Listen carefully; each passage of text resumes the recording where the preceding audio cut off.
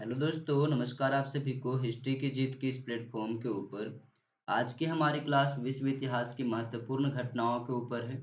यह काफ़ी ज़्यादा इम्पोर्टेंट टॉपिक है आप सभी के लिए, यदि आप एमए हिस्ट्री डिपार्टमेंट से कर रहे हो या फिर आप ग्रेजुएशन में हिस्ट्री ऑनर्स लिए हुए हो। तो आप सभी से रिक्वेस्ट होगा वीडियो को आप लोग एंड तक देखना, इससे आपका सारा कंसेप्ट क्लियर हो जाएगा। और हाँ दोस्तों, यदि इस चैनल पर आप पहली बार आए हो तो चैनल को सब्सक्राइब करके जरूर रखना।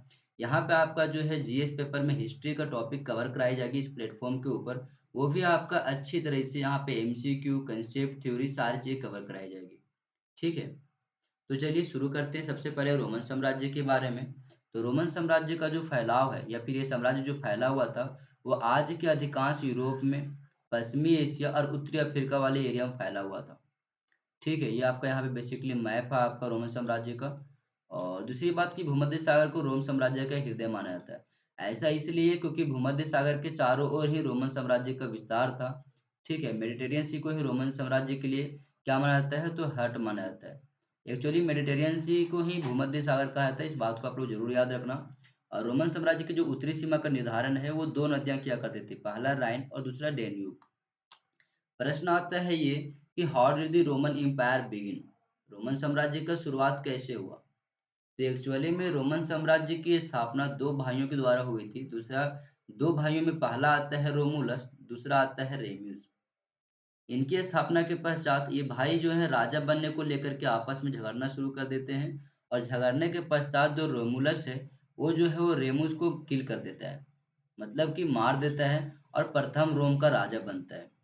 ठीक है, महत्वपूर्ण व्यक्तियों में अगर कहें रोमन साम्राज्य में तो सबसे पहला आता है अगस्टस सीजर, जो कि फर्स्ट एम्पेरर माना जाता है रोम का। जबकि अन्य महत्वपूर्ण लोगों में अगर बात करें तो डियोक्लेशियन आता है, जिन्होंने रोमन साम्राज्य की बढ़ती हुई विशालता को देख करके उसे दो भागों में विभाजित कर दिया था। तो ये बात को आप लोग जरूर याद रखना। ठीक है, अब यदि इन्हें साम्राज्य को विभाजित किया गया था डियोक्लेशियन के द्वारा, तो उसके परिणाम क्या निकले, what happened as the empire split. तो when the empire split it became the eastern and western empire. जब इसको तोड़ा गया तो दो भाग में बट गया था। देख रहे होगे यहाँ पे आपका एक ईस्टर्न पार्ट, दूसरा आपका western part. The western empire जो था वो तुम्हारा क्या था, पुअर था। जो वेस्टर्न एम्पायर था वो थोड़ा सा कमजोर था। ठीक है, वहाँ पे आर्थिक स्थिति सही नहीं थी, जिसकी वजह से उनका साम्राज्य का पतन बहुत जल्दी हो जाता है। जबकि ईस्टर्न एम्पायर जो था वो उनका रीनेम करके बेजेंटाइन एम्पायर नाम परिवर्तित कर दिया गया। ठीक है, and the Byzantine empire is also started speaking Greek, और उन्होंने ग्रीक भाषा सीखना शुरू कर दिया था। और बोलचाल की भाषा उनकी अपनी क्या बन गई थी, ग्रीक बन गई। तो ये बात को आप लोग याद रखना परिणाम के रूप में। ठीक है, आगे यदि हम बात करें, आगे आता है who was another important person. तो देखो यार, जब साम्राज्य का तोड़ा जाता है ना, तो कुछ इसको जोड़ने वाले भी होते हैं। ठीक है, तो the last empire was the Constantine who bought the empire, bought together made the capital Constantinople and placed it between Africa and Asia so it can be centre of trade. जो लास्ट एम्पायर था इसका, वो था तुम्हारा Constantine, जिन्होंने साम्राज्य को, टूटे हुए साम्राज्य को एक साथ मिलाया, और इसका राजधानी किसको बनाया था, कॉन्स्टेंटिनोपल को। तो ये बात को आप लोग जरूर याद रखना। ठीक है, अब जानते हैं सर कि रोम साम्राज्य के पतन के पीछे के क्या क्या कारण थे। तो जिस सर्वाधिक महत्वपूर्ण कारणों ने या कारकों ने रोमन साम्राज्य के पतन में अपनी योगदान दिया था, वह था 395 ईस्वी के आसपास किया गया साम्राज्य का विभाजन। और यह जो विभाजन थे वो फलदायी परिणामों की आकांक्षाओं, मतलब कि यार कहे ना तो अपनी लाभ के लिए एक्चुअल में इसे किया गया था, और साम्राज्य की विशालता को लेकर कैसा माना जाता है। ठीक है, इनके लिए इनका किया गया था, लेकिन जिन दो समान भागों में इसका विभाजन किया गया था, उन दोनों भागों का अगर कहना, तो साम्राज्य की पतन का वहीं से शुरुआत हो जाती है। इन दोनों भागों ने सीमा के मुद्दे पर झगड़ना शुरू कर दिया, जिसमें से पूर्वी भाग शक्तिशाली बन गए जबकि पश्चिमी भाग दिन प्रतिदिन कमजोर होते हो गया। और अंतर रोमन साम्राज्य का वहीं से पतन की प्रक्रिया शुरू हो जाती है। ठीक है, अब देखो यार, जब रोमन साम्राज्य की पतन की प्रक्रिया शुरू होती है, तो उसके पीछे गृह युद्ध भी कई बड़े मायनों में माना जाता है। गृह युद्ध मतलब कि राजा के कमजोर देख करके वहां की जनता उनके ऊपर अत्याचार करते हैं, उनका, ठीक है, उनको हटाने की कोशिश करते हैं। तो वहाँ के अगर देखा जाए तो कई सारे कारण प्रमुखता माने जाते हैं, कई तो हैं, उनमें से अगर हमने यहाँ पे चार केवल लिए हैं। जैसे विदेशी आक्रमण हो गया आपका। ठीक है, दूसरा आपका राजनीतिक कारक, और आर्थिक कारक, सामाजिक कारक, ये चार प्रमुख कारण हैं। तो यदि हम विदेशी आक्रमण की बात करें तो पैमस रोमाना, देखो इसका ना स्क्रीनशॉट बेसिकली आप ले लो, आप लोग खुद से इसको पढ़ सकते हो। ठीक है, क्योंकि चीजें वीडियो बहुत बहुत लंबा हो जाएंगी तो फिर आप लोग को भी प्रॉब्लम होगा देखने में। ठीक है, तो आप इसका स्क्रीनशॉट ले सकते हो, या तो आप मेरे टेलीग्राम ग्रुप पे चले जाना, हिस्ट्री की जीत के नाम से टेलीग्राम ग्रुप है, वहाँ पे आप ज्वाइन कर लेना, वहाँ से भी आपको इसकी पीडीएफ मिल जाएंगी। ठीक है। दूसरा है रोमन साम्राज्य के राजनीतिक कारण, तो आप ये कारण को ही आप लोग स्क्रीनशॉट ले लेना। ठीक है। तो इस प्रकार से आपका रोमन साम्राज्य बेसिकली समाप्त हो जाता है यार। ठीक है। अब हम बात करते हैं सुमेरियन सभ्यता के इतिहास के ऊपर। यदि हम सुमेरियन सभ्यता के इतिहास की बात करें तो मेसोपोटामिया की सभ्यता, जो कि विश्व की प्राचीनतम सभ्यताओं में से एक था, इसी में से मेसोपोटामिया में ही सुमेरियन सभ्यता का विकास होता है। ठीक है। तो मेसोपोटामिया में सर्वप्रथम सुमेरिया की सभ्यता का ही विकास हुआ। यद्यपि विद्वानों में सुमेरिया सभ्यता के लोगों के मूल निवास स्थान के विषय में मतभेद हैं कि उनका एक्चुअल में कहाँ से सुमेरियन जो लोग थे वो कहाँ के थे, इनके ऊपर लेकर के अभी क्या बना हुआ है, मतभेद बना हुआ। परंतु अनेक इतिहासकारों का यह भी मानना है कि मेसोपोटामिया के निवासी उस क्षेत्र के निवासी थे जहाँ पर दजला और फरात नदियां फिलिस्तीन में जॉर्डन नदी की घाटी में मिलती हैं। तो सुमेरियन सभ्यता का विकास बेसिकली कौन से नदियों के आसपास होती है, तो दजला फरात नदियों के आसपास, या फिर मेसोपोटामिया सभ्यता। तो ये बात को आप लोग जरूर याद रखना। दजला एवं फरात नदियों के इस क्षेत्र को बहुत अधिक उपजाऊ होने के कारण उपजाऊ क्रिसेंट के नाम से इसे पुकारा जाता है। सुमेरियन के निवासियों ने अपनी राजधानी बाद में सुमेर को बनाई, और इसी राजधानी के कारण यह सुमेरियन सभ्यता क्या हुआ, प्रकाश में आया, और इसका विकास तेजी से हुआ। ठीक है। आगे यदि हम बात करें कि सुमेरियन सभ्यता के सामाजिक जीवन कैसी थी, तो देखो यार, मेसोपोटामिया के लोगों के सामाजिक जीवन की प्रमुख विशेषताओं में से सबसे पहला आता है इनके विभिन्न वर्ग। मेसोपोटामिया का समाज जो था प्रमुखतः तीन प्रमुख वर्गों में बटा हुआ था। यहाँ पे मैं मेसोपोटामिया बार बार यहाँ पे क्यों चर्चा कर रहा हूँ, क्योंकि मेसोपोटामिया का ही भाग है सुमेरियन। तो ये बात को याद रखना। तो आप लोग कभी परेशान मत होना कि यहाँ पे मेसोपोटामिया है, यहाँ पे सुमेरियन है, तो इसी का एक हिस्सा है ये। ठीक है। तो मेसोपोटामिया का समाज तीन प्रमुख वर्गों में बटा हुआ था। प्रथम वर्ग, जिसे उच्च वर्ग कहा जाता था, राजवंश, जिसमें कौन कौन थे, तो राजवंश के सदस्य, उच्च पदाधिकारी, पुरोहित, सामंत सम्मिलित थे। और इस वर्ष के लोगों का जीवन जो था ना, बहुत ही बड़ा वैभवशाली और ऐश्वर्य से परिपूर्ण था।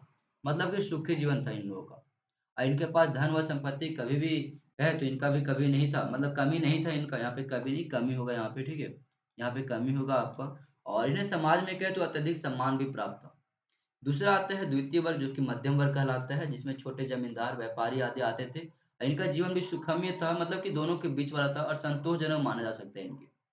और अंतिम व तीसरा अगर कहे तो निम्न श्रेणी के लोग आते थे, जिसमें आपका दास सब मिले थे। दासों का जीवन थोड़ा कष्टमय भी था, लेकिन हम्मुरेबी के काल में उनके साथ कठोरता का व्यवहार नहीं किया गया। ऐसे इसलिए क्योंकि हम्मुरेबी का क्या आता है, विधि संहिता आती है, तो इनमें थोड़ा सा इनको क्या मिलती है, आराम मिलती है। ठीक है। आगे बात करते हैं अगर समाज की विभिन्न के अलावा भोजन, वस्त्र और आभूषण के क्षेत्र में। तो मेसोपोटामिया के लोग अपने भोजन में गेहूं तथा जौ की रोटियां, साथ ही दूध, दही, मक्खन, फल इत्यादि का सेवन किया करते थे। वे खजूर से आटा, चीनी तक पीने के लिए शराब तैयार करते थे। वे मांस मछली का भी सेवन किया करते थे। तो ये बात को आप लोग जरूर ध्यान में रखना। अगला है आवास, और अगला अन्य है आपका समाज में नारियों की स्थान। तो समाज में स्त्रियों को बहुत सम्मान प्राप्त था उस समय। सामान्यतः एक पत्नी विवाह की प्रथा प्रचलित थी, एक ही पत्नी। ठीक है। और पर्दा प्रथा था, राज परिवार तक ही ये सीमित था। दहेज का प्रचलन था, किंतु विवाह में पिता से प्राप्त दहेज पर वधु का ही अधिकार होता था, और विधवा को हो या विधवा को पति की संपत्ति बेचने का भी अधिकार था। वेश्यावृत्ति और बहु प्रथा, या फिर कहे तो बहुविवाह भी प्रचलित थी। ऐसा नहीं है कि बहुविवाह नहीं होती थी, ये भी हुआ करती थी। ठीक है। आगे बात करते हैं सुमेर सभ्यता के आर्थिक जीवन के ऊपर। तो मेसोपोटामिया के लोगों के आर्थिक जीवन की प्रमुख विशेषताओं में सबसे पहले आती है कृषि, फिर आती है आपकी पशुपालन, और इन सब के आते फिर आता है उद्योग धंधे और व्यापार। ठीक है। तो यदि हम इसके उद्योग धंधे और व्यापार के ऊपर बात करें तो मेसोपोटामिया के दस्तकार लोग लकड़ी, धातु, हाथी दांत तथा मिट्टी के अनेक कलात्मक वस्तुएं बनाते थे, और इनका भारत व चीन के साथ घनिष्ठ व्यापारिक संबंध भी था। मेसोपोटामिया के लोग देश विदेश से व्यापार करते थे। संभवतः इस वर्ग में सिक्कों का प्रचलन भी नहीं हुआ करता था। ऐसा माना जाता है कि उस समय सिक्कों का प्रचलन नहीं था। चांदी या सोने के टुकड़े सिक्कों के स्थान पर प्रयोग में लाए जाते थे। जल तथा थल दोनों मार्गों का व्यापार किया जाता था। देखो यहाँ पे लिखा हुआ चांदी या सोने के टुकड़े, ऐसा इसलिए ना क्योंकि वहां पे पैसा या सिक्का नहीं माना गया, केवल इनका एक कहे तो बाटर सिस्टम के जैसा, या फिर कहे तो एक द्रव्य के जैसा इनका यूज होता था सोना और चांदियों का। ठीक है। आगे यदि हम बात करें तो सुमेरियन सभ्यता का धार्मिक जीवन के ऊपर, तो सुमेरियन धर्म लोगों या कहे तो सुमेरियन लोगों ने दार्शनिक समस्याओं पर विचार नहीं किया था। विशेषकर सुमेरियन धर्म के केंद्र मंदिर हुआ करते थे और ये मंदिर जो थे सुमेरियनों की राजनीति और अर्थव्यवस्था के मुख्य संचालक भी थे। प्रारंभ में यहाँ के जो लोग थे वो अकेशरवादी थे, किंतु बाद में यहाँ के लोगों में बहुदेववादी होने के भी साक्ष्य मिलते हैं और प्रत्येक नगर में अलग-अलग देवताओं की पूजा की जाती थी और यहाँ के लोग जो थे वो अंधविश्वासी थे धर्म के प्रति। तो ये बात को आप लोग ज़रूर याद रखना, ठीक है? आगे हम यदि बात करें दोस्तों, तो आप इसको पहले स्क्रीनशॉट ले लो।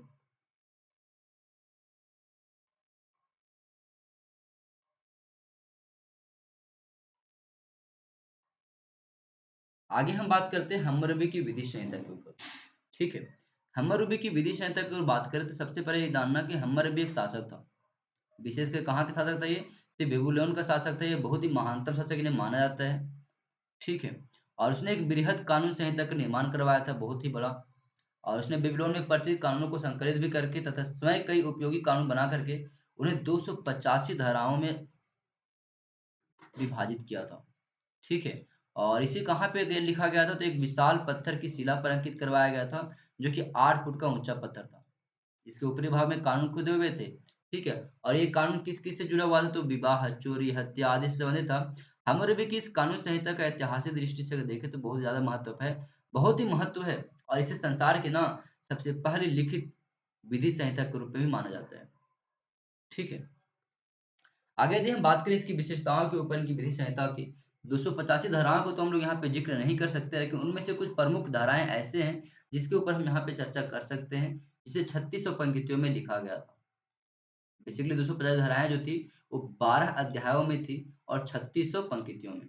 उनमें से अगर मुख्य बात करें तो सबसे पहला आता है राज्य। इसमें लिखा गया था कि राज्य अपराध से संबंधित वाद में साक्षियों को जो धमकाता था, उसे मृत्यु दंड दिया जाता था। देखो यार, न्यायिक व्यवस्था में बहुत वहाँ कठोर था।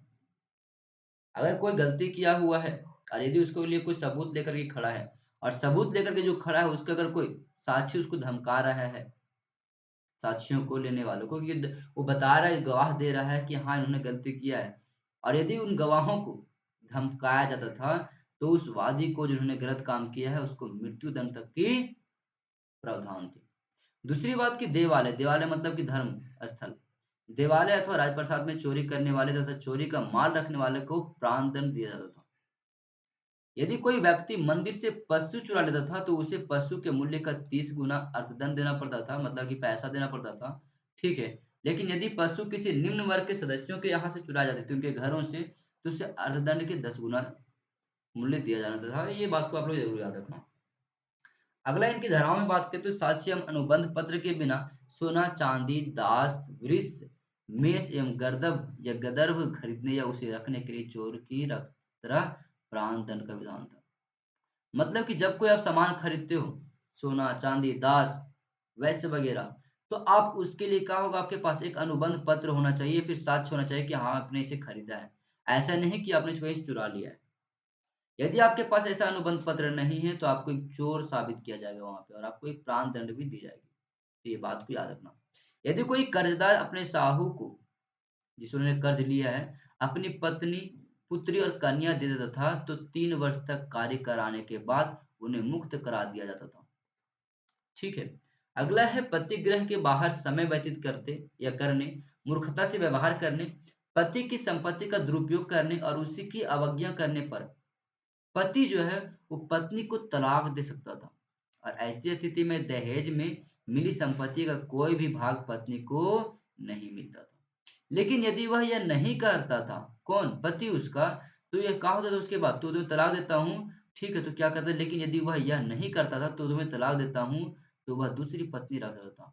मतलब ये कि यदि उसे हटाता नहीं था, वो पत्नी को उन्हें तलाक नहीं देता था, तो उस पत्नी के अलावा दूसरी पत्नी भी उसे रखने की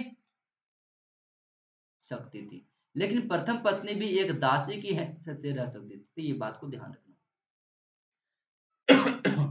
संतति के अभाव मतलब कि संतान उत्पत्ति, अगर बेटा बेटियां नहीं हुआ करती थी तो इसके अभाव में पुरुष स्त्री को तलाक दे सकता था, किंतु इस स्थिति में भी उसे दहेज की संपत्ति मिलती थी। तो ये बात याद रखना।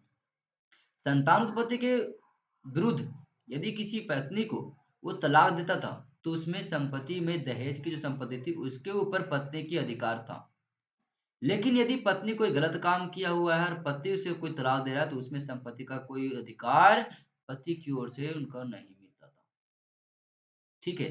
पति द्वारा अपशब्द कहने पर निर्दोष पत्नी दहेज में प्राप्त संपत्ति के साथ पितृगृह परिवर्तित होने की भी अधिकारिणी थी, मतलब उसे अधिकार प्राप्त था। ठीक है। पिता की चोट पहुंचाने वाले व्यक्तियों को हाथ काट दिए जाते थे। यदि कोई व्यक्ति अपने पिता को चोट पहुंचाता था, अपने पिता के साथ गलत व्यवहार करता था, तो उस व्यक्ति के हाथ काट दिए जाते थे। समान सामाजिक स्तर में किसी व्यक्ति की आंख फोड़ देने पर अपराधी को भी आंख फोड़ दी जाती थी। लेकिन यदि कोई निर्धन व्यक्ति की आंख फोड़ जाती थी अथवा अंग छेद किया जाता था तो अपराधी को चांदी का एक मीना अर्थदंड देना पड़ता था। ये बात को आप लोग जरूर याद रखना। ठीक है। इस प्रकार से ये भी आपके कुछ प्रमुख है, तो आप इसका भी स्क्रीनशॉट ले ले दोस्तों। ठीक है। आगे बात करते हैं कि हम्मरबी की जो विधि सहायता थी, इसका महत्व क्या है। तो हम्मरबी की विधि सहायता समाज के प्रत्येक वर्ग के लिए महत्वपूर्ण थी। हम्मुरबी ने अपनी विधि संहिता की सहायता से सामाजिक समन्वय व संतुलन को स्थापित करने में भी क्या किया, बहुत बड़ा भूमिका निभाया। विधि संहिता के अनुसार बेबीलोनियन समाज में 3 वर्ग जो कि उच्च वर्ग, साधारण वर्ग व दास में विभाजित था। प्रथम वर्ग पर कड़ी निगरानी रखी जाती थी इनकी संहिता के माध्यम से, तथा इनकी सुरक्षा का विशेष ध्यान भी रखा जाता था।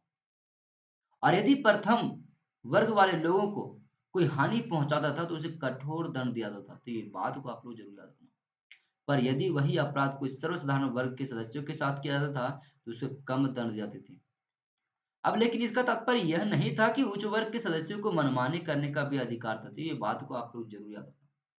यदि कोई बड़े वर्ग के व्यक्ति कोई गलत काम करता था तो उसका तो मिलते तो थे अर्थदंड या दंड तो उनके प्राप्त थी, लेकिन सर्वसाधारण वर्ग या निचले वर्ग के तबके के लोगों से कंपेरिजन में करें तो कम दंड था उनके लिए। दासों की स्थिति सुधारने की दिशा में अगर कहें हम्मरबी ने तो अनेक महत्वपूर्ण कार्य किया था। स्वामी के अतिरिक्त अन्य कोई ना तो उन पर अधिशासन कर सकता था, न ही अत्याचार। ठीक है। स्वदेश के अतिरिक्त उन्हें विदेशों में भी बेचा नहीं जा सकता था। किसी भी दासों को अगर कोई खरीदता है तो उसे विदेशों में नहीं बेच सकता था। यह हम्मरबी की विधि संहिता में मेंशन था। उन्हें संपत्ति संचय करने, साथ ही उसे संग्रह की भी सुविधा मिली हुई थी और संचित धन के माध्यम से वे अपने आप को तहसी प्राप्ति से स्वतंत्र हो सकता था। ऋणग्रस्त व्यक्ति ऋण की अदायगी ना करने पर दास बना दिए जाते थे, किंतु कुछ दिन के बाद उन्हें छोड़ दी जाती थी। ठीक है। आगे यदि हम बात करें दोस्तों, तो अगला हमारा प्रश्न आता है प्रथम विश्व युद्ध के कारण और उसके परिणामों के ऊपर। ठीक है। अगला टॉपिक हमारा है प्रथम विश्व युद्ध के कारण और उसके परिणाम। यदि हम प्रथम विश्व युद्ध के कारण और परिणामों के ऊपर चर्चा करें तो 28 जुलाई 1914 से लेकर के 11 और 1918 तक प्रथम विश्व युद्ध चला था और इसकी समाप्ति वर्षा की संधि के माध्यम से होती है। WWI यहाँ पे शॉर्ट में लिखा हुआ है, इसका मतलब वर्ल्ड वार फर्स्ट है। ये आई नहीं बल्कि वन है। ठीक है। ये फर्स्ट वर्ल्ड वार या प्रथम विश्व युद्ध मुख्य शक्तियों और मित्र देशों के मध्य लड़ा गया था। मुख्य शक्तियों को हम लोग केंद्रीय शक्तियां भी कहते हैं, जिसमें आपका जर्मनी, ऑस्ट्रिया हंगरी, ऑटोमन साम्राज्य और बुल्गारिया आदि शामिल थे। जबकि मित्र राष्ट्रों में आपका कहें तो फ्रांस, रूस और ब्रिटेन जैसे देश शामिल थे। ठीक है। बेसिकली 1917 में संयुक्त राज्य अमेरिका भी शामिल हो जाता है मित्र राष्ट्रों की ओर से, जिसके पश्चात अगर कहें तो अंततः 1918 आते आते प्रथम विश्व युद्ध समाप्त हो जाती है। अब इसके पीछे के कई सारे कारण माने जाते हैं, तो चलिए एक एक करके सारे कारणों के ऊपर हम चर्चा करते हैं। तो प्रथम विश्व युद्ध या विश्व को प्रथम विश्व युद्ध की ओर धकेलने वाले कारकों में कोई एक घटना या एक कारण प्रमुख नहीं माना जाता, बल्कि ऐसे बहुत से कारण माने जाते हैं जिनमें कहें तो उनमें से प्रमुख थे आपका जर्मनी की नई अंतर्राष्ट्रीय विस्तारवादी नीतियां। 1890 में विशेषकर अगर देखा जाए तो जर्मनी ने एक नए सम्राट थे वहां का, जिसका नाम था विलियम द्वितीय। क्या नाम था? विलियम विलियम द्वितीय। एक नया-नया सम्राट बना था वहाँ का 1890 ईस्वी में। उन्होंने एक नई अंतर्राष्ट्रीय विस्तारवादी नीति शुरू की, जिसने जर्मनी को विश्व शक्ति के रूप में परिवर्तित करने के प्रयास किए और इसी का कारण रहा या फिर इसी का परिणाम रहा कि विश्व के अन्य देशों ने जर्मनी को एक उभरते हुए खतरे के रूप में देखा, जिसके चलते अंतर्राष्ट्रीय स्थितियां अस्थिर दिखाई देने लगी। दूसरा बात है परस्पर रक्षा व सहयोग, म्यूचुअल डिफेंस अलायंस। संपूर्ण यूरोपियन राष्ट्रों ने आपसी सहयोग के लिए रक्षा मसौदा या फिर रक्षा समझौता और संधियाँ कर ली थी, एक दूसरे देशों के साथ। ठीक है? और इन संधियों या फिर इसका सीधा अगर देखें, इन संधियों का सीधा या फिर अर्थ देखें, तो यदि यूरोप के किसी भी एक राष्ट्र पर शत्रु राष्ट्र की ओर से हमला होता था, तो संयुक्त जितने भी राष्ट्रों ने या फिर जितने भी राष्ट्र एक दूसरे से दोस्ती बढ़ाया हुआ था, वो उसके ऊपर क्या करते? हमला करते। उक्त राष्ट्रों की रक्षा हेतु सहयोगी राष्ट्रों को सहायता के लिए आगे आना पड़ता था। तो परस्पर रक्षा सहयोग यही था आपका। इसी में एक आपका आता है ट्रिपलेट अलायंस और ट्रिपलेट इंटेंट, त्रिपक्षीय संधि और त्रिपक्षीय सौहार्द। तो त्रिपक्षीय संधि 1882 ईस्वी की संधि थी, जिसमें जर्मनी को ऑस्ट्रिया, हंगरी और इटली से जोड़ती है। जबकि जो त्रिपक्षीय सौहार्द था वो ब्रिटेन, फ्रांस और रूस से संबंधित था, जो कि 1907 तक समाप्त हो गया था। इस प्रकार से अगर देखें तो यूरोप में दो प्रतिद्वंदी समूह बनकर के उभरे थे। ठीक है। दूसरा कारण माना जाता है प्रथम विश्व युद्ध के बीच में साम्राज्यवाद का विस्तार। प्रथम विश्व से पहले अफ्रीका और एशिया के कुछ हिस्सों में कच्चे माल की उपलब्धता के कारण यूरोपीय देशों के बीच विवाद का विषय बन गया था। वो यूरोपीय देश चाहते थे कि भारत पे ऊपर या फिर एशिया के ऊपर या फिर अफ्रीका के ऊपर शासन हम करेंगे और वहाँ की जितने भी चीजें थी, चाहे खनिज हो, चाहे कच्चे माल के रूप में इंडस्ट्रियलाइजेशन के लिए जो भी माल आवश्यक हो, वो सारी चीज़ों के ऊपर हम कब्जा करेंगे। इन चीज़ों को लेकर के यूरोप में होड़ मचा हुआ था। और जब जर्मनी और इटली इस उपनिवेशवाद की दौड़ में शामिल हुए, तो उनके विस्तार के लिए बहुत कम संभावना बची हुई थी। इसका परिणाम यह हुआ था कि इन देशों ने उपनिवेशवादी विस्तार की एक नई नीति अपनाई और यह नीति थी दूसरे राष्ट्रों के उपनिवेशों पर बलपूर्वक अधिकार करके अपनी स्थितियों को सुदृढ़ करना। ठीक है। अगला कारण माना जाता है आपका सैन्यवाद। 20वीं शताब्दी में प्रवेश करते ही विश्व में हथियारों की दौड़ में या फिर कहें तो हथियारों की दौड़ शुरू हो गई थी। हर लोग चाहते थे, हर देश चाहता था कि हमारे पास हथियार संपन्न देश का नाम हो, टैग मिले। हर देश चाहता था कि एक से एक प्रकार के वेपन का तैयार किया जाए। वर्ष 1914 तक जर्मनी में सैन्य निर्माण में सबसे अधिक वृद्धि हुई। ग्रेट ब्रिटेन और जर्मनी दोनों ने इस समयावधि में अपनी नौसेनाएं भी काफी वृद्धि कर ली थी नौसेना में। ठीक है। आगे हम बात करते हैं राष्ट्रवाद भी प्रमुख घटना माना जाता है प्रथम विश्व के देखें तो। ठीक है। और किसी प्रकार से अंतर्राष्ट्रीय संस्था का भी अभाव था, उसमें अंतर्राष्ट्रीय कोई संधि संस्था या फिर संस्था वगैरह नहीं थी जो इन देशों के विश्व की युद्ध की रोक सके, तो इसे भी एक प्रमुख घटना माना जाता है। ठीक है। आगे हम बात करते हैं प्रथम विश्व युद्ध के परिणाम क्या निकले जब युद्ध हुई थी, इसके परिणाम। तो इसके परिणामों को हम लोग तीन चार कैटेगरी में दे सकते हैं। जैसे सामाजिक कारण, मतलब सामाजिक रूप से इसका क्या प्रभाव पड़ा, आर्थिक रूप से क्या पड़ा, राजनीतिक रूप से क्या पड़ा। तो यदि सबसे पहले हम आर्थिक परिणामों की बात करें, तो प्रथम विश्व युद्ध में भाग लेने वाले देशों का बहुत अधिक धन खर्च हुआ। जर्मनी और ग्रेट ब्रिटेन ने अपनी अर्थव्यवस्था से प्राप्त धन का लगभग 60% हिस्सा युद्धों में खर्च किया था। बाद में यही इन लोगों का काल बन जाता है, जो फिर द्वितीय विश्व युद्ध के ऊपर ले आता है और आर्थिक मंदी में इन लोग अपना हाथ धो बैठते हैं। 1929 वाली जो महान अगर कहे विश्व व्यापी जो आर्थिक मंदी होती है, वो इसका प्रभाव अगर देखें बहुत बड़ा पड़ता है इन लोगों के ऊपर। ठीक है। तो देशों को करों को बढ़ाना पड़ा और अपने नागरिकों से धन भी उधार लेने पड़े थे। ठीक है। तो ये कई सारे प्रमुख परिणाम थे इनका। राजनीतिक परिणामों में अगर देखें तो प्रथम विश्व युद्ध के बाद विश्व मानचित्र में परिवर्तन आया। साम्राज्यों के विघटन के साथ ही पोलैंड, चेकोस्लोवाकिया, यूगोस्लाविया जैसे नए राष्ट्रों का उदय होने लगा। ऑस्ट्रिया, जर्मनी, फ्रांस और रूस की सीमाएं बदल गई थी उसके बाद, और बाल्टी साम्राज्य रूसी साम्राज्य से स्वतंत्र हो गया था। तो ऐसे कई सारे परिणाम दिखाई देते हैं हमारे प्रथम विश्व युद्ध के पश्चात। सामाजिक परिणामों में देखें तो विश्व युद्ध ने समाज की पूरी तरह से बदल करके रख दिया था। जन्म दर में गिरावट आई क्योंकि लाखों युवाएं मारे जा चुके थे। 8 मिलियन लोग मारे गए थे आसपास ऐसा माना जाता है, और लाखों लोग घायल हो गए थे तथा कई अन्य विधवा और अनाथ भी हो गए थे। नागरिकों ने अपनी जमीनें खो दी थी और अन्य देशों की ओर प्रवास करना शुरू कर दिए थे। महिलाओं की अगर भूमिका देखें तो उसमें परिवर्तनीय ही रहा। उन्होंने कारखानों और दफ्तरों में पुरुषों के साथ या फिर पुरुषों का स्थान लिया था। ठीक है। तो ये कई सारे माने जाते हैं परिणाम के रूप में। और उन्हीं में से एक आपका है वर्साय की संधि, जिसके माध्यम से प्रथम विश्व युद्ध की समाप्ति हुई, जो कि 28 जून 1919 को हुआ था। इसमें प्रथम विश्व युद्ध की आधिकारिक रूप से कहे तो समाप्त हो गया, और वर्साय की संधि दुनिया को दूसरी दौर में या फिर कहते दूसरे विश्व युद्ध में रोकने को भी प्रयास किया, लेकिन ये असफल हो जाती है। अंततः दूसरी विश्व युद्ध हो ही जाती है 1939 में। ठीक है। भारत के लिए इसका क्या असर पड़ा, भारत के अगर परिप्रेक्ष्य में देखें तो आप चूंकि इस युद्ध में कहे तो ब्रिटेन भी शामिल था, और हम जो है ब्रिटेन का ही उपनिवेश थे। ठीक है। भारतीय ब्रिटेन का ही उपनिवेश था ना, अतः इस कारण से हमारे सैनिकों को इस युद्ध में भी शामिल होना पड़ा। और इसके अतिरिक्त कहते उस समय भारतीय राष्ट्रवाद के प्रभुत्व का दौर भी था भारत में। राष्ट्रवादी यह मानते थे कि युद्ध में ब्रिटेन को सहयोग देने के परिणाम स्वरूप अंग्रेजों के द्वारा भारतीय निवासियों के प्रति उदारता बरती जाएगी और उन्हें आधिकारिक संवैधानिक अधिकार प्राप्त होंगे। तो ये सारे कैसे महत्व भी थे हमारे पास, जो कि भारत के परिप्रेक्ष्य में था। ठीक है, आगे हम बात करते हैं दोस्तों द्वितीय विश्व युद्ध के कारण और उसके परिणामों के ऊपर। यदि हम द्वितीय विश्व युद्ध के कारण और परिणामों के ऊपर बात करें तो द्वितीय विश्व युद्ध हमारा 1939 में शुरू होती है और 45 में आपका समाप्त हो जाता है, 1945 में। ये बहुत ही बड़ा विश्वव्यापी युद्ध था।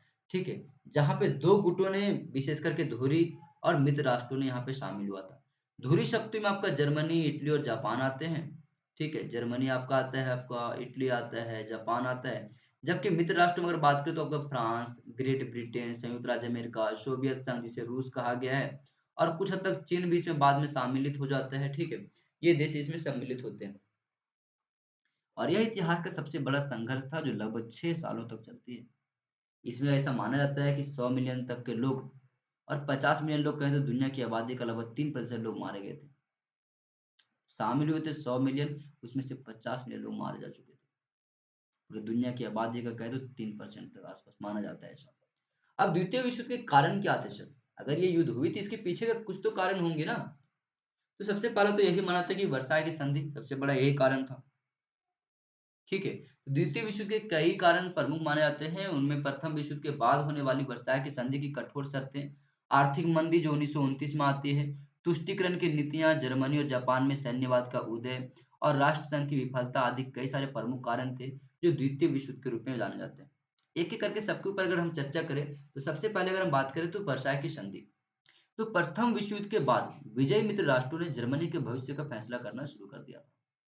यहाँ तक ये किया भी, उनके जो खनिजें थी, उनके उपनिवेश हो गए, उनकी जितनी भी खनिजें थी, वो सारी चीज़ों को छीन लिया गया। सैन्य शक्तियाँ को समाप्त कर दिया गया, सीमित शक्ति को लेकर के फिर सीमित सैन्य शक्ति रखने के लिए उन्हें बस किया गया, फिर कहें तो विवश कर दिया गया जर्मनी को।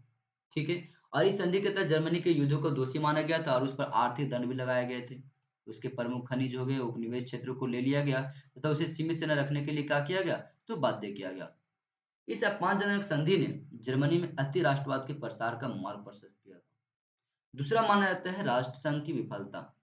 राष्ट्रसंघ की स्थापना एक्चुअली 1919 में एक अंतरराष्ट्रीय संगठन के रूप में विश्व शांति को बनाए रखने के लिए हुआ था, लेकिन एक्चुअली में ये विश्व शांति को बनाया नहीं रख पाया।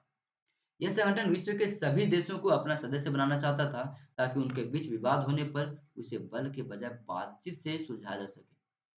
राष्ट्रसंघ के विचार अच्छा था, लेकिन ये सफल नहीं हुआ क्योंकि सभी देश इसमें शामिल ही नहीं हो सके थे। अगले कारण माने जाते हैं वर्ष 1929 की महामंदी। 1930 के दशक की विश्वव्यापी आर्थिक मंदी ने यूरोप व एशिया में अलग-अलग तरीकों से अपना प्रभाव छोड़ा। यूरोप की अधिकांश राजनीतिक शक्तियां जैसे कि जर्मनी, इटली, स्पेन आदि अधिनायकवादी और साम्राज्यवादी सरकारों में स्थानांतरित हो गई थी। ठीक है, और इसी बीच फाशीवाद का उदय हो जाता है आपका, जो कि प्रमुख कारण माना जाता है विश्व युद्ध में।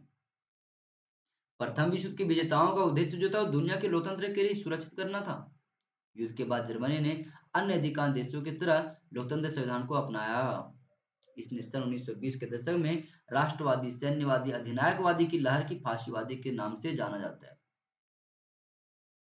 ठीक है, और फाशीवादी का जो विकास है वो आपका इटली से होता है मुसोलिनो के द्वारा, और जो अभी आपका जर्मनी में आपका होता है वो आपका हिटलर के द्वारा नाजीवाद का विकास होता है।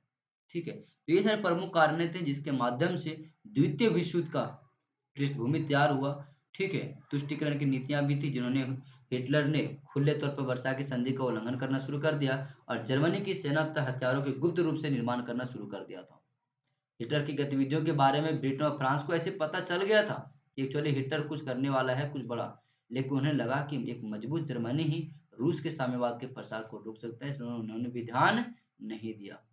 ठीक है, तो आगे हम बात करते हैं द्वितीय विश्व युद्ध के बाद की परिस्थितियां कैसी रही, मतलब कि इसके परिणाम। तो परिणामों की अगर बात करें द्वितीय विश्व युद्ध के, तो नई महाशक्तियों का उद्भव हुआ था। द्वितीय विश्व युद्ध के कारण देशों और महाद्वीपों की स्थिति में बदलाव आया और महाशक्तियों के रूप में ब्रिटेन और फ्रांस ने अपनी स्थिति को खो दिया तथा अब एक नया शक्ति के रूप में अमेरिका और यूएसएसआर जिसे रूस या फिर सोवियत संघ कहा गया वो निकलकर सामने आया। ठीक है, तो ये बात को आप लोग जरूर याद रखना। दूसरा, उपनिवेशीकरण की शुरुआत हो जाती है। उपनिवेशीकरण मतलब जितने भी उपनिवेश थे या तो उन्हें स्वतंत्र घोषित कर दिया गया या फिर उन्होंने अपनी शक्तियों के बजाय लोगों की सहायता करना शुरू कर दिए थे। ठीक है? तो युद्ध के बाद ब्रिटेन व फ्रांस विभिन्न घरेलू और बाहरी समस्याओं से जूझने लगे और इन दोनों देशों का अपना उपनिवेशों पर से नियंत्रण खत्म होने लगा। इस प्रकार से अगर कहें तो युद्ध के बाद अफ्रीका और एशिया में कई सारे उपनिवेश का अंत हुआ जिनमें से भारत भी एक है। तो ये बात को आप लोग याद रखना। इसी के बाद संयुक्त राष्ट्र संघ की स्थापना होती है। द्वितीय विश्व युद्ध के परिणाम के रूप में भी इसे माना जाता है। संयुक्त राष्ट्र संघ की स्थापना द्वितीय विश्व युद्ध के महत्वपूर्ण परिणामों में से एक थी और संयुक्त राष्ट्र चार्टर जो इसके स्थापना के बाद आई थी, मानव जाति की आशाओं और आदर्शों को सुनिश्चित करता था, जिसके आधार पर देश अस्थायी शांति बनाए रखने के लिए मिलकर काम कर सकते हैं। ठीक है? हालाँकि अगर देखा है तो द्वितीय विश्व युद्ध के अंत से बहुत पहले ही अटलांटिक चार्टर के तहत संयुक्त राष्ट्र संघ की परिकल्पना आ चुकी थी, लेकिन केवल स्थापना नहीं हुआ था, वो द्वितीय विश्व युद्ध के समाप्ति के बाद स्थापित होता है, तो ये बात को आप लोग ज़रूर याद रखना। ठीक है? शीत युद्ध का भी शुरुआत होता है और नई प्रकार की विश्व आर्थिक व्यवस्था देशों में देखने को भी मिलती है हमें, ठीक है?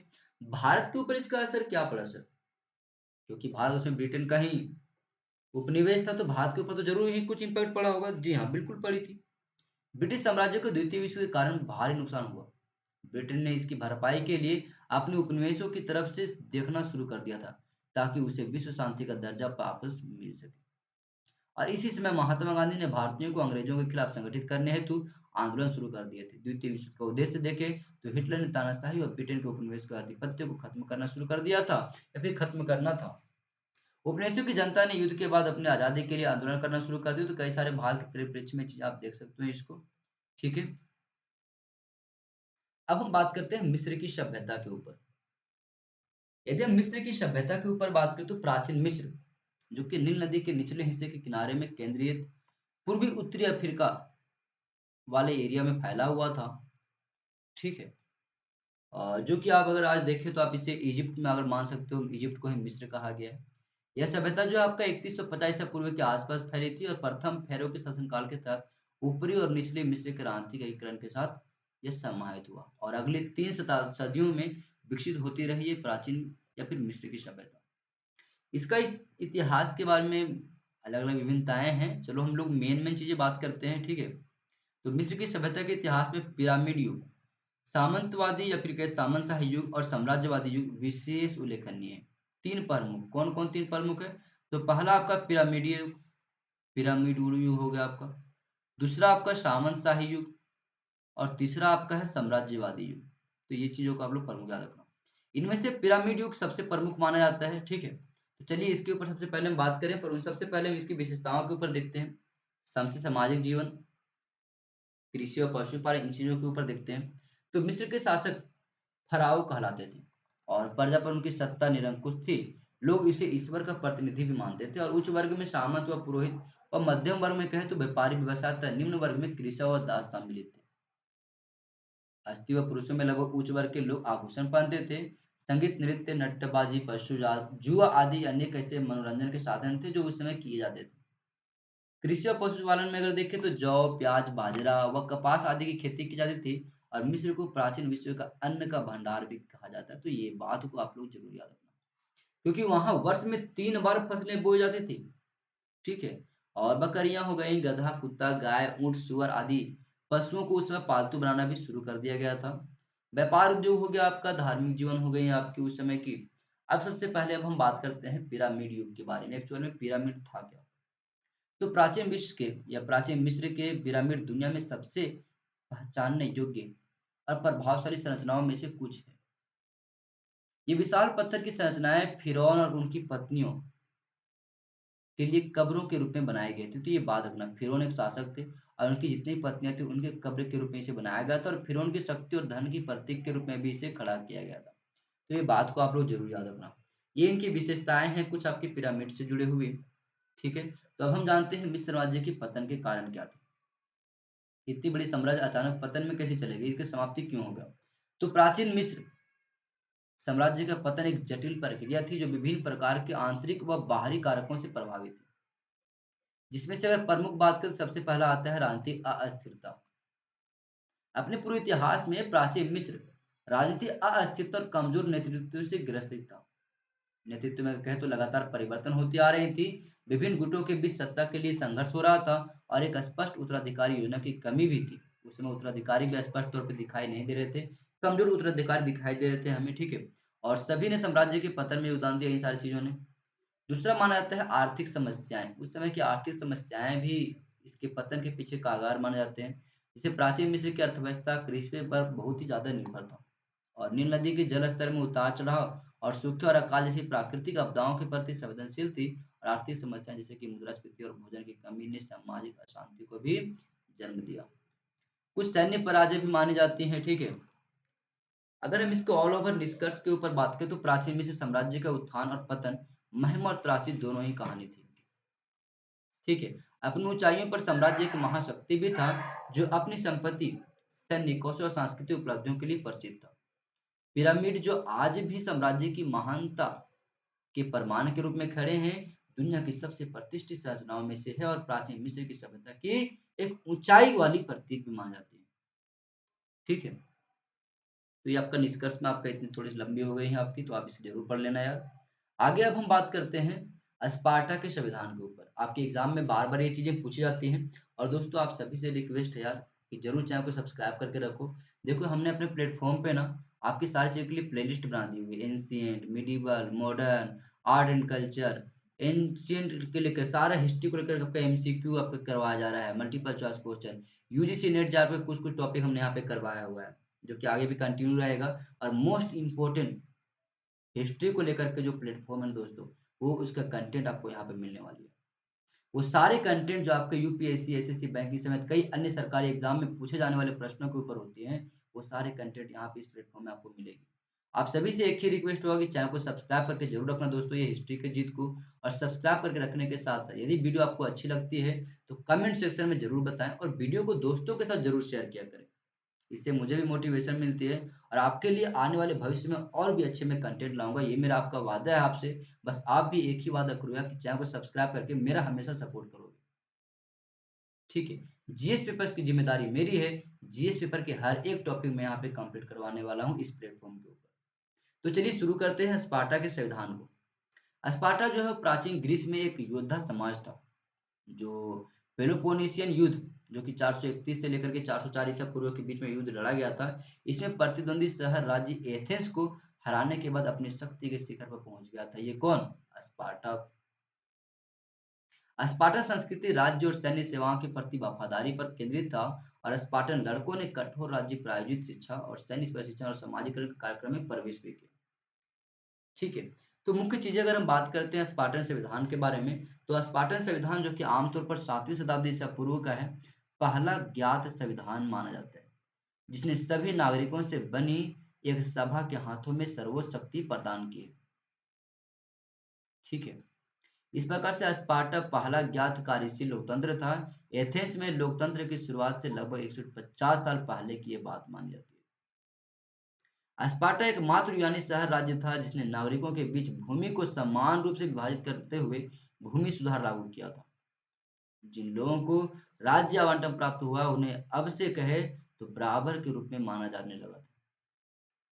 नागरिकों की सभा के अलावा स्पार्टा ने आज के ब्रिटिश राजशाही की तरह अगर देखा जाए तो बड़े पैमाने पर औपचारिक समारोह के साथ दो राजाओं को बरकरार रखा था। स्पार्टा में द्विसदनीय विधायिका भी थी जो विधानसभा और बुजुर्गों की परिषद भी शामिल थी, ठीक है। तो स्पार्टा के दूसरे विधायिका में कौन कौन सम्मिलित था? तो पहला आपका था विधानसभा और दूसरा आपका था बुजुर्गों की परिषद। जबकि असेंबली सभी नागरिकों से बनी हुई थी, बुजुर्गों की परिषद जिसे गेरूसिया कहा गया है, दो राजाओं और 60 वर्ष से अधिक उम्र वाले 28 निर्वाचित नागरिकों से बना हुआ था। तो ये बातों को आप लोग जरूर ध्यान में रखना दोस्तों। आप इसका स्क्रीनशॉट लेना चाहो तो इसका स्क्रीनशॉट आप ले सकते हो।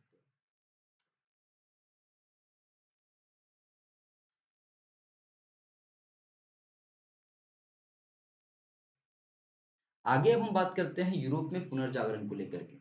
इसमें हम लोग जानेंगे इसके मीनिंग, इनके डिफिनेशन और शुरुआत, ये सारी डिटेल्स में लोग चर्चा करेंगे। फिर कुछ दुनिया के विजय के बारे में भी, इसके कारण परिणाम, सारी चीजों के ऊपर। तो देखो यार, सबसे पहले प्रश्न आता है कि पुनर्जागरण होता क्या है। इसको अगर तोड़ोगे तो पुनर् मतलब दोबारा, जागरण मतलब जागना। मतलब पुनः जागना या फिर निद्रा से जागना, तंत्र से जागना, या संभल कर बैठना, ये सारी चीजें इसके अर्थ के रूप में माने जाते हैं। पुनर्जागरण के लिए जो यूरोप में शब्द आया है वो आपका है रेनेसा।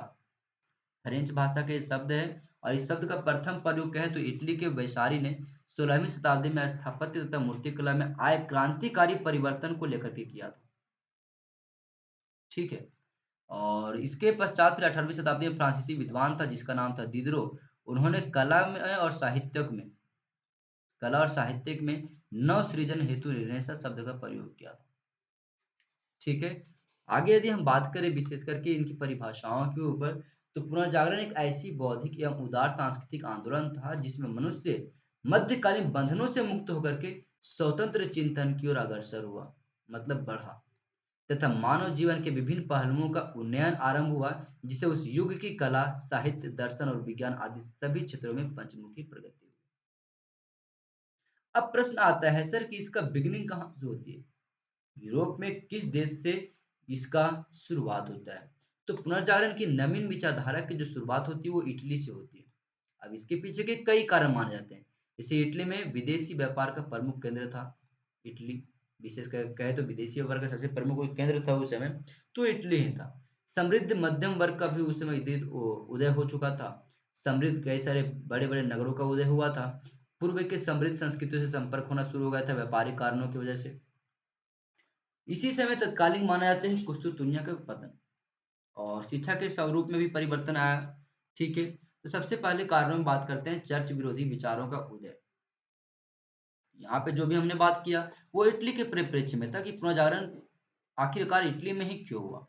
अब प्रमुख कारणों में अगर बात करें पूरा होलिस्टिक वे में, तो सबसे पहला प्रश्न आता है इसका कारण कि चर्च विरोधी विचारों का उदय हो चुका था। पुनर्जागरण आंदोलन का प्रमुख कारण 13वीं शताब्दी में रोमन कैथोलिक चर्च विरोधी विचारों का उदय था, जो कि मध्य युग के अति शक्तिशाली कैथोलिक चर्च 14वीं शताब्दी तक आते आते शक्तिहीन हो गई थी। यूरोप में 13वीं शताब्दी में कुछ ऐसे विचार भी हुए जिन्होंने चर्च के प्रमाणवाद तथा प्रभाव को स्वीकार न करते हुए निष्पक्ष और वैज्ञानिक अनुसंधान तथा विचारों से स्वतंत्र प्रकाशन पर अत्यधिक बल दिया। ऐसे विचारों को मैं कहता तो रोजर बेकन प्रमुख माने जाते हैं। उनका विचार था कि प्राचीन परंपराएं के अंधे अनुकरण के स्थान पर मस्तिष्क एवं बुद्धि से काम लेना श्रेयकर है। और रोजर बेकन का मत था यदि मनुष्य अपने मस्तिष्क एवं बुद्धि को प्रमाण से स्वतंत्र कर ले तो वह प्रगति के पथ पर अग्रसर होगा।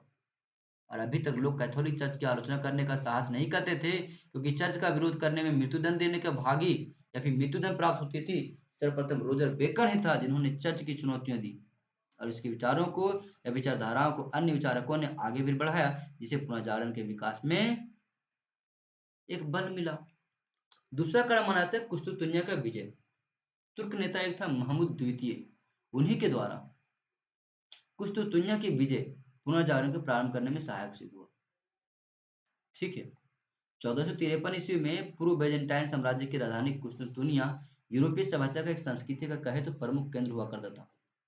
वहां के विद्वान प्राचीन यूनान तथा रोमन साहित्य के अध्ययन पर विशेष बल दे रहे थे, परंतु 1453 ईस्वी में तुर्की की विजयोपरांत परिस्थितियों में महत्वपूर्ण परिवर्तन हो गया और तुर्कों के अत्याचारों के कारण विद्वान ने कुस्तुतुनिया को छोड़कर के पश्चिमी यूरोप की ओर प्रस्थान किया और वे इटली जा पहुंचे, जो स्वयं खुद संस्कृति का एक प्रमुख केंद्र था। इन विद्वानों के साथ साथ पठन पाठन की परंपराएं भी इटली में पहुंच गई, जिसका इटली में विद्वानों के द्वारा स्वागत भी किया गया। इन दोनों देशों के विद्वानों के सम्मिलित प्रयासों के फलस्वरूप इटली में एक नवीन परंपरा का विकास हुआ जो पुनर्जागरण आंदोलन के रूप में सामने आया। अगला आता है अरब के साथ संपर्क। अरब के साथ संपर्क होते हैं व्यापार की वजह से। मध्यकाल में अरबों के संपर्क से यूरोपियों ने कागज बनाने की कला को सीख लिया था। फिर जर्मनी के जॉन गुटेनबर्ग ने 15वीं शताब्दी के मध्यकाल में टाइप मशीन का आविष्कार किया और प्रारंभिक मुद्रण तथा यंत्र के विकास ने बौद्धिक विकास का मार्ग भी प्रशस्त किया था। ठीक है। प्रभाव क्या पड़ता है सर इसके अगर परिणाम के रूप में देखें तो कला के क्षेत्र में कुछ परिणाम पड़े इसके पुनर्जागरण के। फिर आपका साहित्य के क्षेत्र में भी पड़ा, तो आप इसके ले ले स्क्रीनशॉट एक बार आप। अन्य भी कुछ प्रभाव पड़े थे जैसे कि निरंकुश राजतंत्र का विकास होती है, राज्य एवं धर्म का पृथक्करण हो जाता है, राष्ट्रीयता का विकास होता है, वैज्ञानिक दृष्टिकोण का विकास होता है, भौतिकवादी दृष्टिकोण का विकास, अभिव्यक्ति भावना का विकास, पुरातन के प्रति मोह भंग और धर्म सुधार आंदोलन के लिए पृष्ठभूमि यहाँ से तैयार हो जाती है। ठीक है। निष्कर्ष अगर कोई कहे तो निष्कर्ष आप कह सकते हो कि संक्षेप में कि पुनर्जागरण ने यूरोप के लोगों में एक नई ज्ञान पिपासा का जागृत किया, तर्क को प्रतिष्ठित किया, विचार स्वतंत्रता को आगे बढ़ाया और भौतिकवाद का मार्ग प्रशस्त किया। ठीक है। आगे अब हम बात करते हैं भौगोलिक खोजों के ऊपर, जो कि यूरोपियन इतिहास में प्रमुख माना जाता है। हमारे एग्जामों में बार बार पूछे जाते हैं ऐसे प्रश्न। ठीक है।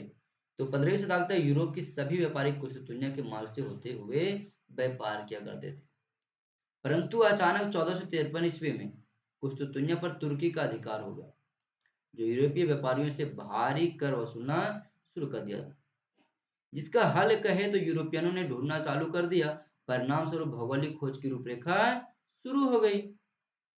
पुर्तगालियों ने तेज चलने वाले भी जहाज बनाए, जिसे कैरावल भी कहा गया है, और 1488 में पुर्तगाली व्यापार बार्थोलोमे डियाज ने दक्षिण अफ्रीका के दक्षिणतम बिंदु उत्तम आशा अंतरीप की खोज की, जिससे भारत आने में भी मदद मिला।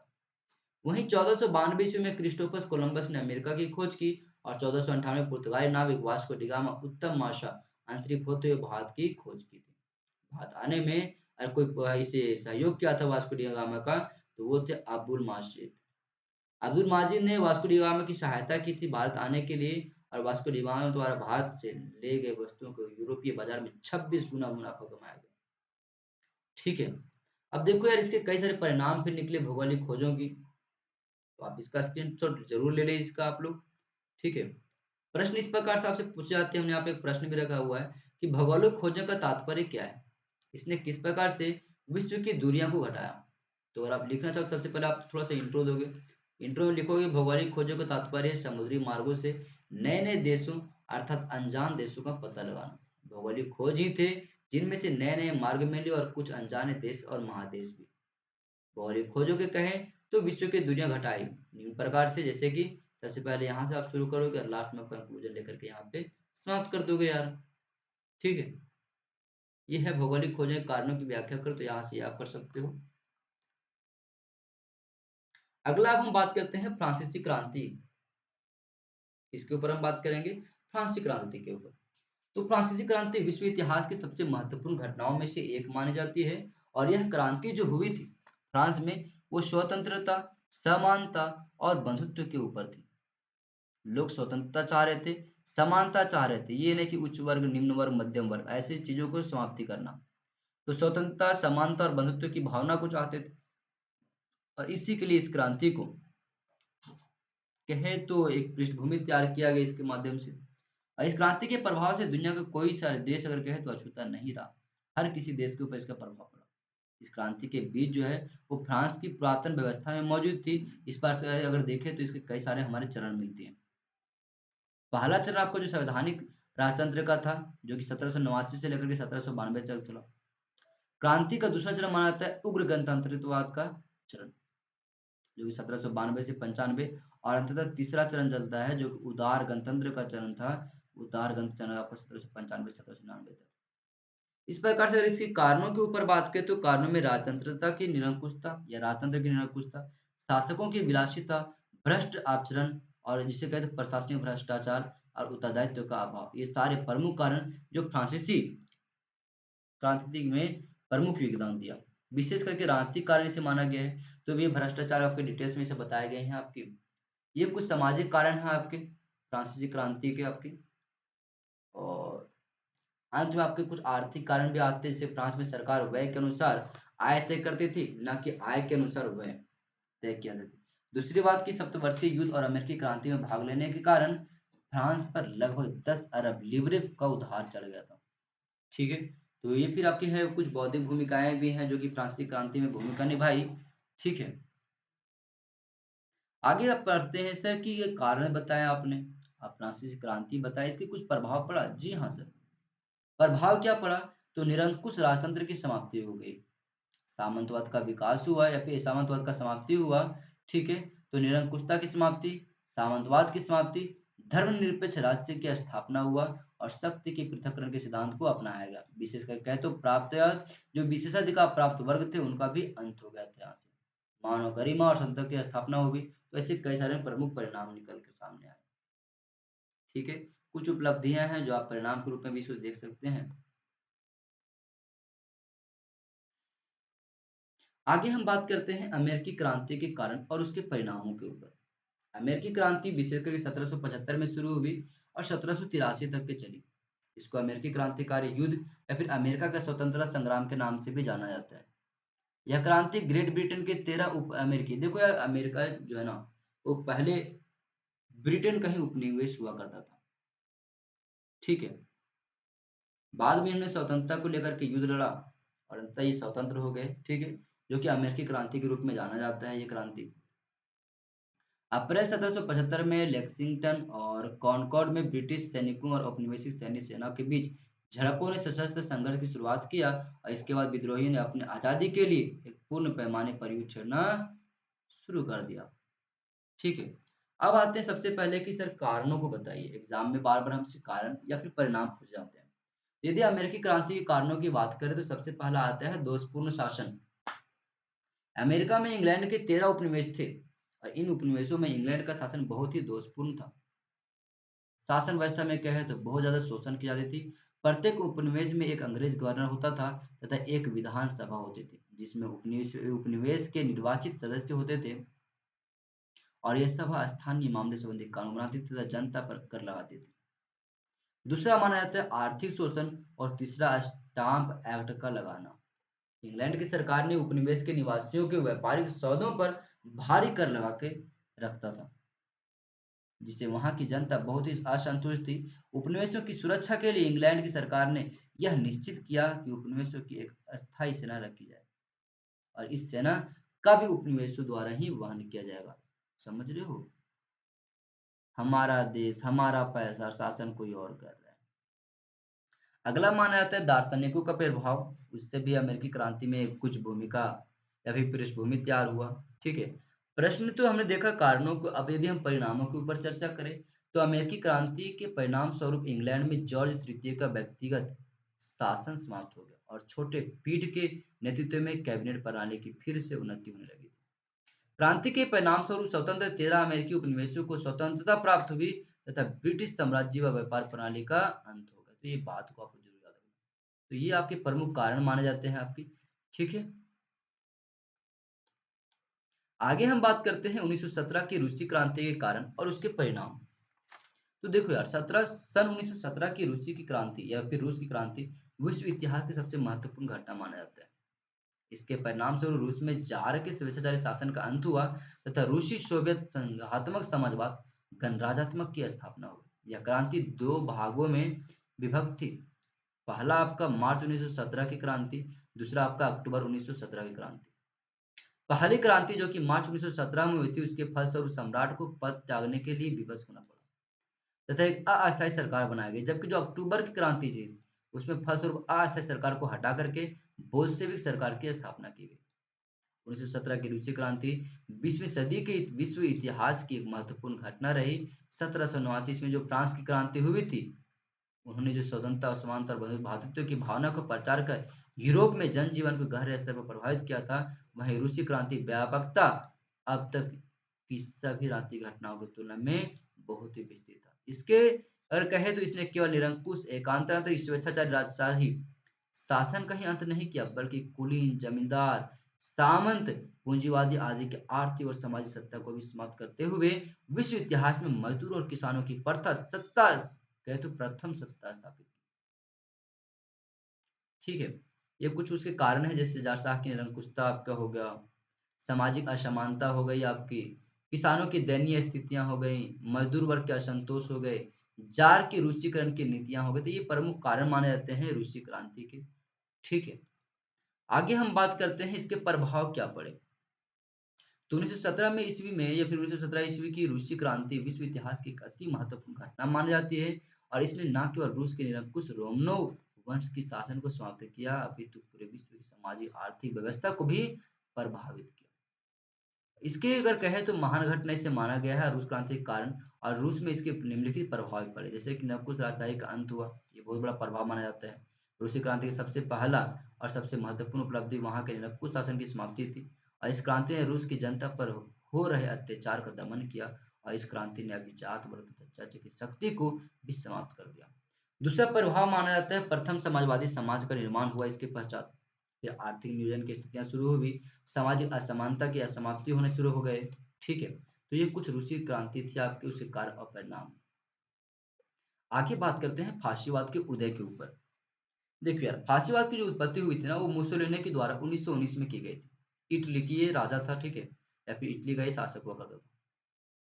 ठीक है, आगे यदि हम बात कर दें, अगर हम आगे अगर बात करें यहाँ पे, तो फाशीवाद सबसे पहले प्रश्न आता है होता क्या है? तो फांसीवाद की प्रक्रिया जो है वो इटली के नागरिकों और सैनिकों को काफी प्रभावित किया था, और यह एक विचारधारा माना जाता है। ठीक है, तो ये बात को आप लोग याद रखना। हम लोग जानते हैं विशेषताओं के ऊपर, तो फांसीवाद के अंतर्गत लोक कल्याण की भावना है, जो समाज में हर वर्ग के व्यक्तियों के होने के बीच के सारे संघर्ष को समाप्त करने और लोक कल्याण की भावना को स्थापित करने का प्रयास करती है। फांसीवाद के कारण समाज में कहे तो समानता का अभाव, ये समानता का अभाव उत्पन्न होता है, और जिससे उच्च एवं निम्न वर्गीय लोगों के बीच समानता स्थापित होती है। तो ये कुछ विशेषताएं हैं यहाँ पे आपके। अब प्रश्न आती है सर कि फांसीवाद के कारणों के ऊपर आप चर्चा करें। तो देखो यार, फाशीवाद के कारणों के ऊपर चर्चा करें तो व्यापक जन असंतोष, आर्थिक असंतोष, साम्यवाद विरोधी भावनाएं, राष्ट्र के प्रति असंतोष, उग्र राष्ट्रीयता का और मुसोलिनी का प्रभावशाली व्यक्तित्व, ये कई प्रमुख घटनाएं थी जिन्होंने फाशीवाद को जन्म दिया। ये डिटेल्स में आपको बताया गया यहाँ पे आपको, आर्थिक असंतोष, साम्यवादी विरोधी, इन सभी कारणों के बारे में। ठीक है, प्रश्न आते हैं निष्कर्ष, क्योंकि हर एक चीजों के तो निष्कर्ष निकलती है ना। तो फासीवाद के कारण इटली और जर्मनी में फासिस्ट शक्तियों के उदय हेतु समकालीन यूरोपीय परिस्थितियों को उत्तरदायी माना जाता है, और फासीवाद के कारण यूरोपीय देशों में कई तरह तगनशाही प्रवृत्तियां आई, जिसमें उद्गम स्तर कहें तो उद्गम स्तर इसका इटली माना जाता है। ठीक है, कोई डिफरेंस है सर फासीवाद और नाजीवाद के बीच? क्योंकि आपका फासीवाद जो इटली का है, वो नाजीवाद जो कि हिटलर की जर्मनी की कुछ नीतियों से मिलता हुआ है। तो कोई डिफरेंस है तो चलिए देखते हैं। तो फासीवाद को एक तानाशाही सरकार के रूप में देखा जा सकता है, जो समाज के लगभग सभी वर्गों के लोगों को नियंत्रण में रखता था। ठीक है, जब फासीवाद की अवधि जो है 1919 से 1945 के मध्य निर्धारित की जा सकती है, और फासीवाद विचारधारा के पास अपना एक केंद्रीय पहलू भी था जो मुसोलिनी के सिद्धांतों पर आधारित था। जबकि यदि हम नाजीवाद की बात करें, तो नाजीवाद एक ऐसी राजनीतिक प्रणाली है जो नागरिक को राष्ट्रव्यापी या फिर राष्ट्रवादी भावनाओं का खंडन करके एक तानाशाही व्यक्ति के नीतियों पर जीवन यापन करने हेतु बाध्य करता है।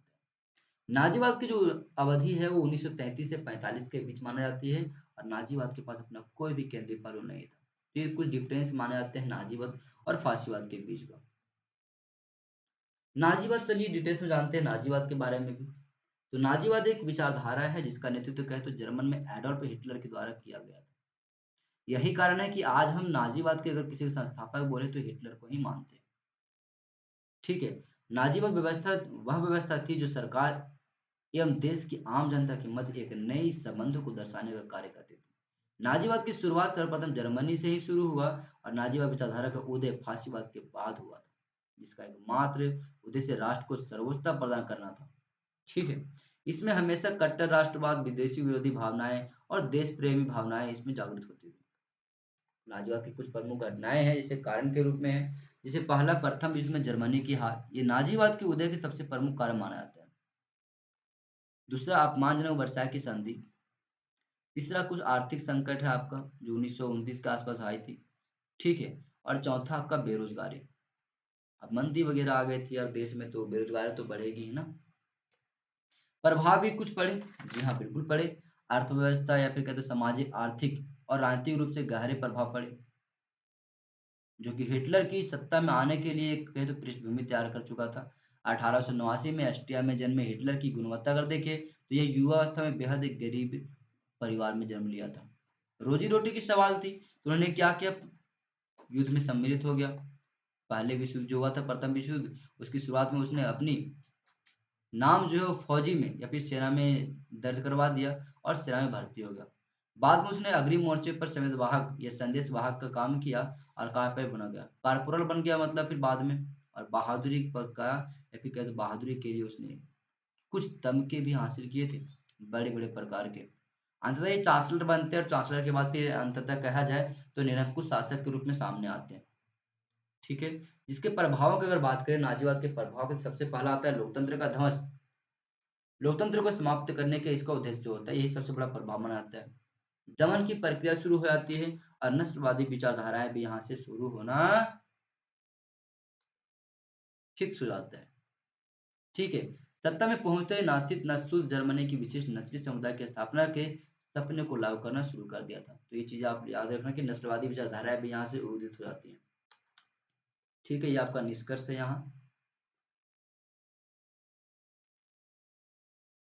आगे हम बात करते हैं 1929 की आर्थिक महामंदी, जो कि इसे विश्वव्यापी आर्थिक मंदी के रूप में भी जाना जाता है। ठीक है। तो 1929-30 की आर्थिक मंदी 1929 तक यूरोपीय प्रथम विश्व से उत्पन्न आर्थिक कठिनाइयों पर विजय पा चुका था, ऐसा माना जाता है।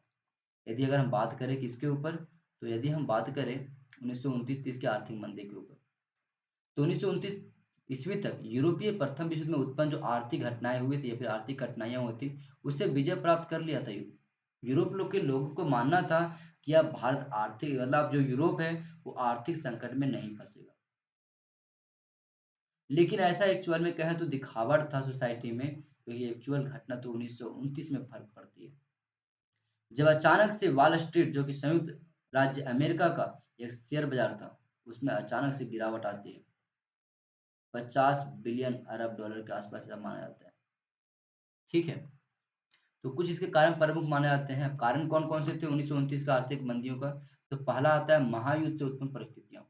कुछ विद्वानों के अनुसार आर्थिक मंदी का एक मूल कारण प्रथम विश्व युद्ध से उत्पन्न परिस्थितियां हैं, और इन लोगों का तर्क ऐसा भी था कि इससे पूर्व लड़े गए जितने भी युद्ध थी, जैसे कि नेपोलियन के युद्ध, अमेरिका का गृह युद्ध, फ्रेंको पर्शियन युद्ध, इसके बाद भी आर्थिक संकट आया था, और यही कारण है कि प्रथम विश्व युद्ध होने के पश्चात भी ये संकट आई है। ऐसे कुछ मानते हैं। ठीक है।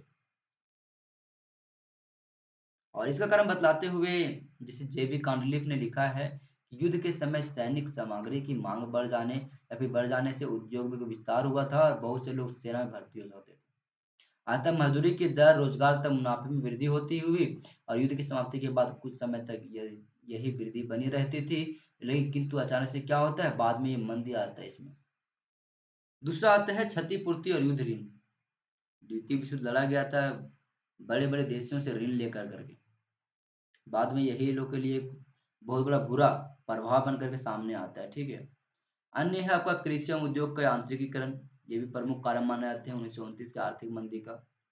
उत्पादन की अधिकता और क्रय शक्ति में गिरावट, जिसे मंदी का सबसे घनत्व और सबसे बड़ा माना जाता है। तो प्रथम विश्व युद्ध के दौरान तथा कुछ वर्षों बाद तक उत्पादन में निरंतर वृद्धि होती गई। दूसरी तरफ कहें तो बेरोजगारी में भी उतनी ही तेजी से वृद्धि हो रही थी। बेकारी बढ़ने से लोग, विशेष करके श्रमिकों की क्रय शक्ति में जबरदस्त गिरावट आ गई, और दूसरी ओर प्रतिस्पर्धा के चक्कर में वस्तुओं का उत्पादन इतनी अधिक बढ़ गई थी कि लोगों का गोदाम कहे तो भर गया था। ठीक है। वॉल स्ट्रीट का संकट, जो कि तत्कालिक कारण के रूप में माना जाता है, तो इन सभी कारणों ने आर्थिक संकट की पृष्ठभूमि तैयार कर ही दिए था। अचानक से अक्टूबर 1929 में अमेरिका के प्रसिद्ध शेयर बाजार वॉल स्ट्रीट में अचानक शेयरों का मूल्य 50 अरब डॉलर गिर जाता है, जो कि इस आर्थिक संकट का तत्कालीन कार्य के रूप में इसे भी माना जाता है। ठीक है दोस्तों, प्रभाव के रूप में यहाँ पे हमने कुछ अपने नोट्स शेयर कर दिया है, तो प्रभाव यहाँ से आप ले ले। नोट्स के रूप में आपका लिखा हुआ है कि आर्थिक संकट के कारण जनता के सभी वर्गों को बेकारी, भुखमरी आदि संकटों का सामना करना पड़ा। मजदूर बेरोजगार थे, कृषक कृषि उत्पादों के मूल्यों में आई भारी गिरावट से परेशान थे, जबकि पूंजीपति वर्ग कारखानों के बाद हो जाने से या फिर बंद हो जाने से तथा मध्यम वर्ग शेयरों के मूल्य में आई गिरावट से परेशान थे। आर्थिक मंदी ने करीब 4 वर्षों तक घोर आर्थिक अराजकता फैलाए रखा। इतिहासकार आर्थर लुई ने लिखा है, या फिर अपने शब्दों में कहें तो उनके शब्दों में, यह कोई साधारण मंदी नहीं था, बल्कि आधुनिक इतिहास में अपने दीर्घ विस्तार एवं कठोरता सभी दृष्टियों में सर्वाधिक भयावह था या फिर भयानक था। ये कुछ आपके प्रभाव हैं आपकी आर्थिक मंदी का, तो आप इसे जरूर नोट कर ले। इस प्रकार से दोस्तों, ये आज हमारा पूरा कंप्लीट जो है वो टॉपिक कवर होता है। ठीक है। आगे हम लोग महत्वपूर्ण नेक्स्ट टॉपिक के ऊपर बात करेंगे। आप सभी से रिक्वेस्ट होगा यार, यदि ये वीडियो आप लोग के लिए अच्छी होगी, हेल्पफुल होगी, तो प्लीज़ सपोर्ट जरूर करो और चैनल को सब्सक्राइब करके रखो। दोस्तों के साथ वीडियो को शेयर करना, कमेंट सेक्शन में जरूर बताना कि वीडियो आप लोगों को कैसा लगा दोस्तों।